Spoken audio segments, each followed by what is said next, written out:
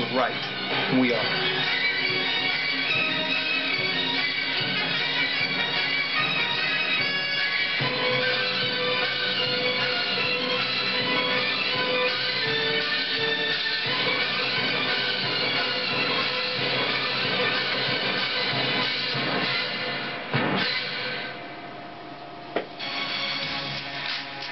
Well, according to ESPN's Football Power Index, FPI, we give Alabama the best chance to win the SEC, almost 23%. Bama followed by South Carolina, Georgia, and last year's SEC champion, Auburn. Joe Tessatore is sitting down with the trio of SEC coaches. Coach Muschamp, Coach Saban, Coach Spurrier, welcome to the roundtable. Glad to have you with us. Let's talk about the evolution of X's and O's and where we are right now. We always hear how cyclical it is, and the recent trend obviously is about pace and tempo and spread offenses. Tell me where you think we are right now on that cycle and where we could be headed in that evolution. Well, certainly the tempo of the game has picked up, and people are taking more snaps in every game, and people have changed a little bit offensively of what they do. It doesn't necessarily mean a spread offense, but a lot of teams are two back and snapping it quickly and looking back to the sideline. Vanilla's defense is up a little bit, so now your communication defensively has got to be much better in what you're trying to do to execute. Coach, we always hear. I really think that our league especially has changed dramatically. Because when I started 7 years ago, it was still sort of a power running league. You know, LSU, Florida had Tebow. I mean, Georgia still ran downhill at you, so you had to have some kind of big guys on defense could hold the point of attack. But now with the spread, and what's going with the spread to me that's changed a lot is there's a lot more option involved in it. You know, I mean, some of these plays are almost wishbone-like. They don't look like the wishbone, but they are. And so, therefore, you have to have a different type of player on defense. You got to be more athletic. You got to have more guys that can run. So I think that part of the game has changed dramatically. I agree. 4 wide receivers, a quarterback that can run. You know, the defense they got to have the speed to match up just about. So it's turned into a fast game. There's new offensive plays, and there's new defenses too. And it all comes down, a lot of times, if the teams are pretty evenly matched, who can get the best play on against the right defense, or the best defense on against the right play. So there's a lot of creativity in the coaching now. Coach, we've always heard, though, that eventually the defensive guys catch up. Eventually the cycle comes around, then they start doing something new, then they catch up to that. Is this phase cycle-proof, though, without regulation? If the rules aren't changed, is this the cycle-proof era that we're in here? Well, I think the defenses will probably start catching up a little bit. Yeah. I think they're going to start having a no-huddle defense. Right, Nick, is where they send in maybe an all-out blitz. And if the other guy wants to go hurry up, well, let's see what play you got on. Or they may defend. You know, it's just guess what they're going to do. And if they change their play, change your defense. It's just it's a mind game up there a lot of times. But one of the things that I think the spread does, and Steve's very good at this, is when you spread people out, you make the defense declare itself. Okay, it's very much more difficult to disguise what you're trying to do on defense.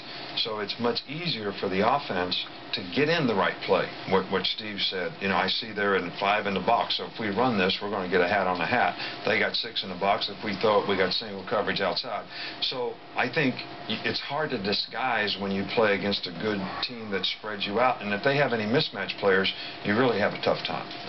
How much does the spread change recruiting, the kind of athlete that you end up recruiting, be it a defensive player who's a tweener in space or what you're seeing offensively? I think it's very difficult right now to find fullbacks, to find certain types of tight ends of what you're trying to look for. And on defense, I think it's very difficult to find linebackers because in most situations in high school, those guys are playing defensive end now and they're rushing the passer. So you end up smaller and faster on defense. So is that good or bad? I think with certain styles of offense, you have to have that. If you can find the bigger, faster guy, which are much harder to find, then it's great. Let's talk about the new college football playoff for a moment. Your first reaction, Coach Saban, when it was announced was what? Well, I think that the BCS did a good job when there were only 2 teams that sort of qualified. I think they got the right teams. I think where they had the biggest issue is when there were 3 good teams and there was somebody else that probably could justify having the opportunity to be in the game as well, and they could only take 2. So this format's going to eliminate that. But I still think there'll be controversy out the other end as to who the 4 or 5. Right, and I hope that the BCS actually did a good job of picking the teams, and it took them 13 years of quality control to try to get it right. Right. So I hope that whoever the new committee is that picks the teams uses some of their criteria that have been effective in picking the right teams to this point. 13 people on that committee, Coach. Yeah, I think it's a very good idea. When you watch playoffs and all the other sports, the NFL playoffs, I think every year the Giants won the Super Bowl. They weren't one of the top 4 teams, but they got in the playoffs and they got hot and made the run. In college now we got 4 teams. I think the 3rd or 4th seed could easily be the champion in this format. Just take a good long look at those 13 when they were announced the selection committee. I control what I can control. Yeah. I can't control what they're doing. A lot of people, though, they went through that list and they start thinking about the backgrounds of some of those folks. Did you take a look at the selection committee? Oh yeah, I know Archie real well. I've been bragging on him every time. What a good guy he is and so forth. But yeah, I think they'll do a good job. A scenario where perhaps that team catches their 2nd loss is what would probably be concerning there, right? Because you think an undefeated SEC champion would get in, an undefeated team that then catches a loss in the SEC title game with 1 loss, you would think most likely gets in. But there could be a 2-loss SEC team that's worthy of being top 4 out there. Well, what I see happening all the time, it's when you lose. Sure. If you lose early in the season and you win at the end, you're okay. All right, but if you lose in the end, you usually drop. Well, strength of schedules now, obviously a major factor. Not a lot of concerns when it comes to schedules played here. It's been a great debate. Last week you brought up the future of college football, Coach, and you said, what about Power 5 conference versus Power 5 conference? Do you see a day and age maybe down the road where we're going with autonomy and where we're going with strength of schedule? Perhaps only the big boys are playing against each other and the lesser opponents aren't showing up on that schedule? Well, I hope not. I really do. I just think the smaller schools in our state of South Carolina, we play Wofford, Furman, South Carolina State, played Coastal Carolina last year, and they really appreciate it because they get a big paycheck. They come to our place, and if they beat us, they just beat us.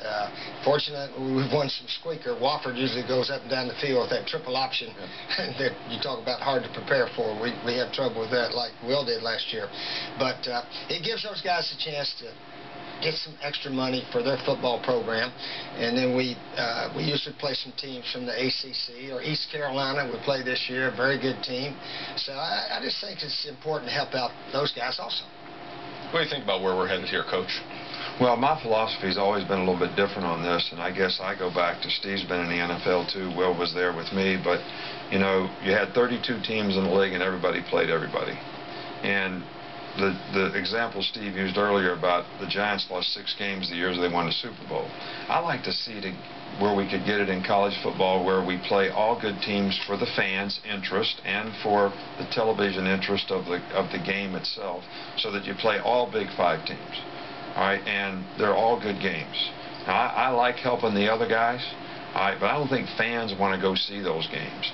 So in that, because we played 12 good games, you might be able to lose a game or 2 and still get in the playoff. That's kind of, and I think it would be better for the fans. So, and then I think we'd play more conference games if that were the case, so, which I would like to do. But I think that the thing that holds all that up is 6 wins to get in a bowl game for a lot of teams. Right, you want the easy path. And yeah, but I don't think that should be the rule. The rule should be the committee should pick them. Let them pick them all. Yeah. Boom to the hay, all you sports fans out there in the tubosphere, to you, the individual, as part of the collective. Welcome to another edition of Fast Track, Sport Track. There you see it there. Highlights here on Talk Radio version of the OMSR. I am your brief but very concise host, Will, the alternative ESPN Sports, briefly and concisely.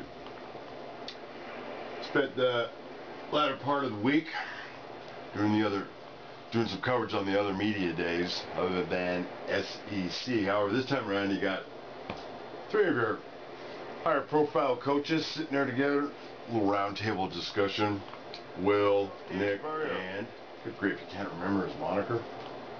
Yeah, so they're sitting around talking about the changes this year to college football. Quickie Sport Round's going to be about, and some of you out there are kind of like, you're on Joe Tessatore overload.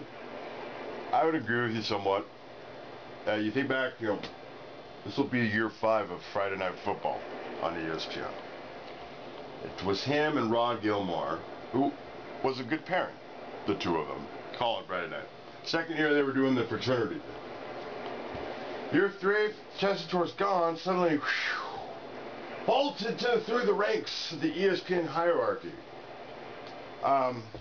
Yes, he has that voice and comes off quixotic and poetic with the quick witticisms and ancient historical references in context. There's a segue of that magnificent play. He has a way of talking. Not like Mark Jones, who certainly can go off superfluous, but it fits him. You know what I'm saying? Yeah, I don't get it either. Because last year, no, the year before that. So yeah, this will be like year 6. I'm not exactly sure on the timing of that, but it's within that range. It was the year of, we're talking year 3 here, the year of the awkward pairings. Most notably, like, you had Spillman with Patrick. That didn't work out so well. I forget who was with Rod. Matt Millen and Sean McDonough were great together, but that got split up, and finally they sort of corrected it in the sense of a better personality combination dynamic, right? You have, I think it's Millen with Patrick now. That kind of works. You got Spillman with McDonough. That definitely works. And of course they didn't mess with Nestler and Blackledge, because that always worked. But yeah, why Tessatore seems to be the man on point and get all the good gigs, I don't know either. All the video highlights courtesy to ESPN and College Football Live. Everything else to the OMSR. Alright, that's it. Thanks for watching. No silly DUIs while you're out there.